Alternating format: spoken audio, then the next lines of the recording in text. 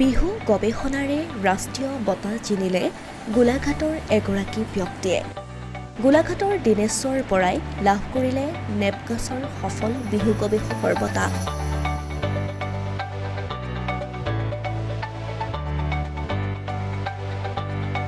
দীৰ্ঘদিন ধৰি বিহুৰ সৈতে জড়িত হৈ অসমৰ লোক উৎসৱ বিহুৰ উৎপত্তি, ক্ৰমবিকাশ, তাৎপৰ্য আৰু উদযাপন আদিৰ বিষয়ত গৱেষণা কৰি অৱশেষত ৰাষ্ট্ৰীয় বঁটা জিনিলে গোলাঘাটৰ দিনেশ্বৰ বৰাই।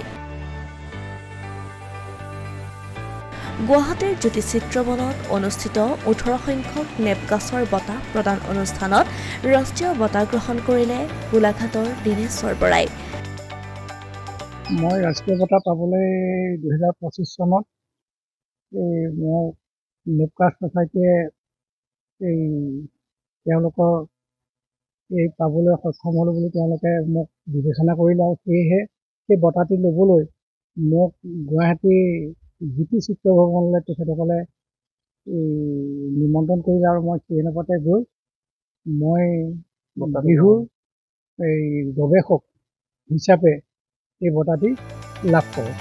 বিহুৰ লগত জড়িত জ্যেষ্ঠ ব্যক্তিজনে বঁটা গ্ৰহণ কৰি ক'লে নিজৰ মনৰ ভাৱ। বঁটা লাভ কৰি আনন্দিত হোৱাৰ সমান্তৰালকৈ বিহুনাম ৰচনাৰ পৰা আৰম্ভ কৰি প্ৰতিটো বাদ্য বজাব পৰা দিনেশ্বৰ বৰাই বিশেষ সংস্থাটোকো জনালে কৃতজ্ঞতা।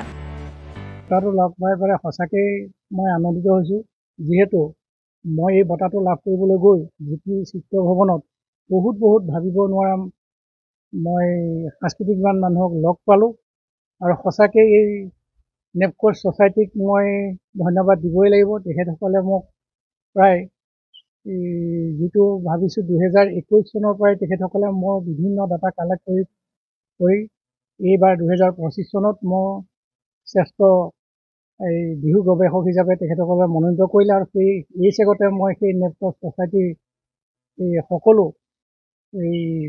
যিখিনি বিষয়ববীয়া তেখেতসকলে মই ইয়াতে ধন্যবাদ জনালোঁ। নিজে কিছুমান বিহুগীত মই নিজে ৰচনাও কৰিছিলোঁ আৰু বিভিন্ন বাদ্য সংগত কৰিছিলোঁ আৰু লগতে এইখিনি কৰিবলৈ যাওঁতে মোক বিভিন্নজনে মই এই বিষয়ত মোক সহায়ো কৰিছিলোঁ। মই বাদ্য হিচাপে ঢোল, খোল, নেগেৰা, দতৰা, বাঁহী, পেঁপা, সুতুলি সকলো বিধতে আৰু শেষত মই গায়ক হিচাপে মই হাৰমনিয়ামো অলপ সংগত কৰিব পাৰোঁ।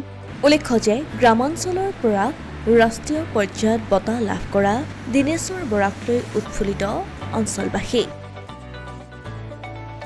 অসমীয়া প্ৰতিদিন ডিজিটেল সংবাদ, গোলাঘাট।